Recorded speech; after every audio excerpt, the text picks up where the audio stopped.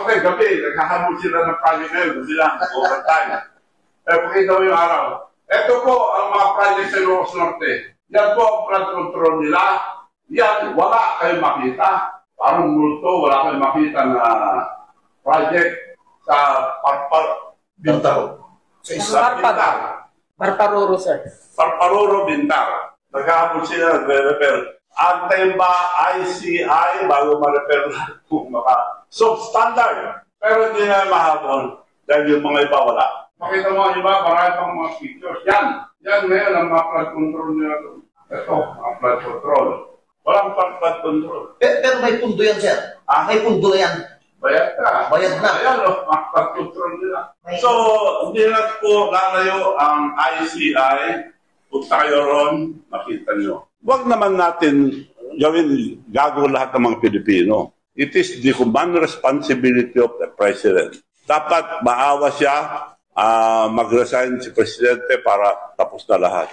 Yung utak, sino po utak nito? Diretsuhin po natin, Mr. President, ikaw ang Presidente, ikaw ang leader. Dapat kayo ang nakakalam lahat. Kung hindi nyo alam, di wala kayong alam. Hindi pwede po yung gano'n na sagot. Kaya ang suggestion ko lang noon, siya ang leader, siya ang presidente. Para paniwalaan natin, unahin natin ang Ilocos Norte na imbestigahan para malinis, maniwala tayo lahat. Dahil kami rin sa Ilocos Norte, lahat imbestigahan nyo, maski hindi flood control. So, gano'n lang po. Then, balikan natin, maniniwala po tayo. Bakit wala?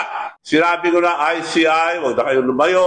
Sa Ilocos Norte, tignan nyo lang. Dahil may balita na ako na ghost project, saka masama ang paggagawa yung mga project nila sa flood control, nagagalit sila. Sa Senado, lumabas na ba Ilocos Norte? Wala po. Wala pa lumalabas. Up to now. Kaya napilitan na ako dahil ako binabanatan nila, this is all diversionary tactic. Dalawa lang tinuturo, speaker at saka saldi ko. Kung wala kayong koneksyon doon, wala. Sino naman ang may-ari o boss ang dalawa? Ang presidente. So si presidente naman, bisigan yan. Dapat siya mangunguna. Ayun, mag-resign daw tayo lahat. Hindi po ako pabor diyan mag-resign lahat. Marami naman matitino, mga leaders, hindi naman lahat masama. Ang dapat mag-resign ang presidente dahil command responsibility niya ito. Nakita nyo nga dito sa screen. Sige, gusto ko muna liwanagan yung balik nila sa akin na meron daw sa trap sa akin, sa trap. Inaamin ko sa amin yan pero wala na kami pangalan. Now, yung anak ko, kalalagay lang pangalan niya dahil umutang. So yun, sinasabi ko lang, totoo. Ito ngayon, ang bigay ng Public Road and Highway. Sa trap po lahat yan. Magkano ang pondo? Liwanagin nyo nga. Ang pondo na binigay, bidding po ito. Noong 21, walang pondo. Noong 23, walang pondo. Nag-umpisa pa ng 2017, hindi na yung binigay. 100 million lang. Nakuha ng SATRAC, 65 billion. So, bidding po ito panalo ng SATRAC. Hindi kagaya ngayon na mas malaki ang sinisingit nila pag may private. Ito, bawas po lahat to, kontrata ng SATRAC. 121, 65,000, 65 million, 18 million, 50 million, 51 million, 34 million, 54. Hindi wala 1 million. Paano matatapos siyang diversion road na gano'n? 2021, walang pondo binigay. Panahon na ni Presidente 23, walang binigay. Wala nang pondo. Paano namin tatapusin? So yan, pwede na nagbisikan lahat. Pakukulong po lahat yung mga engineers at SATRAC kung may kabubuhan. Yun po, banat nila sa akin, hindi totoo, pirmado ng Public Road and Highway. Yan ang tulay na bidding. Yun, tapos na. Huwag na sanang antayin na mag-rally ang tao hanggang sa Malacanang. Nangyari na po ito nung panahon ang tatay nila. So dapat maawa ang ating presidente sa mga kababayan. You have to go, Mr. President. Suggestion ko lang yun, kung ayaw ang taong bayan, wala tayong magagawa. Grabe talaga mga kababayan itong pagpapatuloy ng panonood natin dito sa naging live ni Manong Chavit, no? Yung sa pag-expose niya ng ilang mga ghost project at mga flood control project dyan sa Ilocos Norte. Dito nga sa Parparoro, Bintar ata ito, na kung saan nagpakita po siya ng mga larawan at video na makikita nyo talaga na substandard po talaga yung pagkakagawa ng flood control at halos walang palaman yung loob, no? Wala tayong nakitang bakal. At may gabi pa nga dito na nakuhaan na nag-o-overtime ang mga tao dito. Tila nag-o-overtime nga, no, na maayos o mai-repair itong flood control. Kaya lang mga kababayan, hindi kakayanin to nung ganun-ganun lang, no, dahil napakalawak po ng lugar na ito at hindi basta-basta mga kababayan yung ganitong pagre-repair kasi dapat hindi repair ang tawag dito, kailangan talaga gawin ng mas maayos ito mga kababayan dahil napakadelikado po para po sa mga tao, mga kababayan nating naninirahan dyan sa Ilocos Norte yung ganitong substandard na flood control. Kung maalala nyo po yung nangyari po sa Bicol na kumitil po ng napakaraming buhay ng mga kababayan natin doon ay talagang nakakalungkot at nakakatakot dahil sa kapabayaan po ng gobyerno. Kasi mga kababayan, para sa akin hindi lang usaping flood control to o yung pagbaha na nararanasan natin, kundi nakasalalay din po dito yung buhay ng ating mga kababayan, yung buhay natin, no, nakasalalay din po dito. Dahil kapag hindi po maayos yung paggawa ng mga flood control, kagaya po dito sa lungsod ng Maynila kung saan napakarami din pong pumping station ang hindi napapakinabangan, talagang napakahirap, no, dahil nakakaperwisyo po to hindi lang sa personal na buhay natin kundi sa mga naghahanap buhay, yung mga negosyante po, no. Napakarami pong naaantala kagaya po ng mga pag-aaral ng mag-aaral na nauunsyami po yung kanilang pagpasok sa kanilang mga paaralan dahil may mga ilang bahagi po ng kalsada ang lubog talaga sa baha.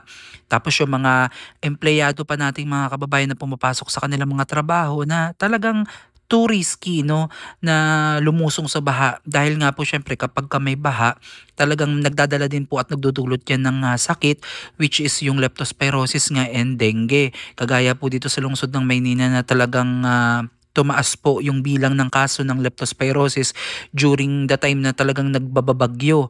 Kaya nakakalungkot, no, dahil dito sa kapabayaan ng iilang individual ay napakarami pong tao ang nagdudusa, lalo na yung ekonomiya natin mga kababayan kasi napakalaki po ng budget na inilalaan para po sa infrastructure na sana ay makakatulong ng mas maganda upang mas maiangat pa po, mabigyan ng maraming trabaho yung mga kababayan natin. Kaya lang napupunta po yung budget sa iilang bulsa ng mga politiko. Kagaya nga po ngayon mga kababayan na tila walang nangyayari dito sa investigasyon po ng ICI, no, na tila wala daw silang makita, wala pa silang maibigay na konkretong sagot at wala pang napapanagot up to now dito po sa ginagawa nilang investigasyon. Kaya parang nakakapanghina bilang isang mamamayang Pilipino, bilang isang taxpayer na ganito na lang ba? Puro investigasyon na lang ba? Puro pauna na lamang ba na investigasyon yung ginagawa at wala na bang sagot na makukuha dito sa mga ito? Kaya nakakalungkot mga kabayan. Ito pong pag-expose po ni Manong Chavit sa lugar po ng Ilocos Norte at napakarami pa daw na ebidensya na hawak niya, ha. Kumbaga isa pa lang to sa napakarami pong mga ghost project dyan sa Ilocos Norte. So ito pong panawagan po ni Manong Chavit na bumaba na sa pwesto itong si President Bongbong Marcos ay tila isang magandang hakbang, no, dahil nga naman para sa akin ikaw ang head of state ng ating bansa, dapat you should know, no, kung ano yung nangyayari sa iyong nasasakupan, na ikaw ang padre de pamilya, kumbaga naming mga anak mo, dapat you should know kung ano yung nangyayari sa kapaligiran mo at hindi ka nagugulat kasi hindi ko alam kung ano yung mga nakikita natin sa Facebook na mga memes or yung mga, siguro sinabi niya sa mga ibang interview niya na nagulat na lang daw siya na nagkaganito yung gobyerno, no? So hindi mo pwedeng isisi kasi sa iba yan mga kababayan, no? Kung ano yung present na nangyari, cargo mo yan, no? Although siguro ng mga nakaraang past administrations, no, napakaraming nagdaang mga presidente, pero ito ang pinaka-worst, no? Dito po sa administrasyon niya nangyari yung mga ganitong bagay. At lagi na lang natin nakikita na imbestiga, turo si ganun, turo si ganito. So wala nang nangyayari, no? At kung mag-o-open pa ulit ng panibagong investigasyon sa iba namang bagay, talagang matatabunan na po ang issue ng flood control. At ayan po ang dapat nating hindi payagan, no, na mangyari, na tuluyan na lang ma-wash out o tuluyan na lang matabunan itong issue na to dahil hindi tayo dapat pumayag dahil grabe harap-harapan na tayong pinagnanakawan, no? Alam na natin, kumbaga malinaw na nga sa sikat pa ng araw itong mga taong involved. Bakit parang ang hirap-hirap? Pero kapag ka-ordinaryong Pilipino ka, ang dali-dali mong makulong, no? Magnakaw ko lang ng bigas, magnakaw ko ng gatas ng para sa anak mo sa isang grocery. Although mali, pero kung nakukulong ka agad, 'di ba? Nabibigyan agad ng hustisya, pero itong mga mayayamang politiko na nakaupo ngayon diyan sa gobyerno ay tila wala, parang may sakit, ang daming alibis, no? So nakakagalit talaga mga kababayan. Kaya itong reaction video natin sa mga napapanood natin ay talagang hindi lang basta reaction video, kundi paglalahad din ng ating saloobin na hindi natin masabi, no, na matagal na nating kinikimkim yung pagkadismaya natin sa ating mga opisyalis na nakaupo sa gobyerno. Again, hindi ko nila lahat ng mga politiko ay masama. May mga mangilan-ngilan na talagang tapat sa kanilang serbisyo, sa kanilang sinumpaang tungkulin.